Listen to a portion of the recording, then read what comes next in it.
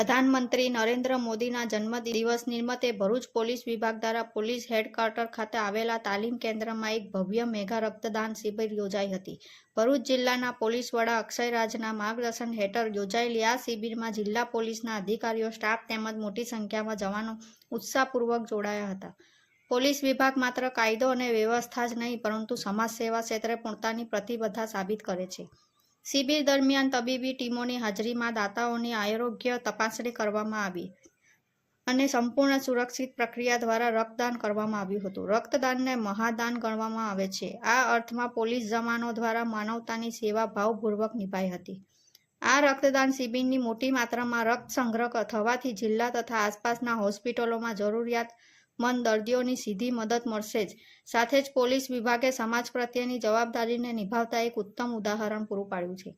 આ શિબિર દ્વારા ભરૂચ પોલીસ વિભાગે ફરી એકવાર સાબિત કર્યું કે કાયદો અને વ્યવસ્થા જાળવવા ઉપરાંત તેઓ માનવતાની સેવા માટે પણ સદાય આગળ છે.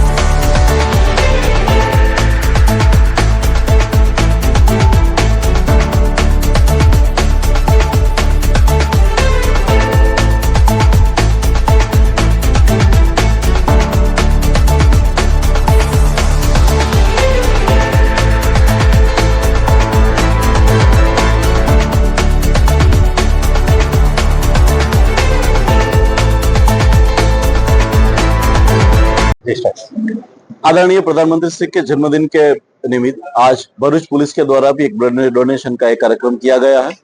इस ब्लड डोनेशन के कार्यक्रम में आज बड़ी संख्या में पुलिस बल, इसके अलावा जीआरडी, होमगार्ड, टीआरबी और उतनी ही मात्रा में उनके परिवारजनों ने भाग लिया है. मुझे आशा है कि आज बहुत बड़ी मात्रा में यहाँ पे ब्लड डोनेशन का कार्यक्रम किया जाएगा और यही ब्लड का जो उपयोग जो ऐसे बच्चों के लिए और जरूरतमंद लोगों के लिए किया जाएगा. Thank you.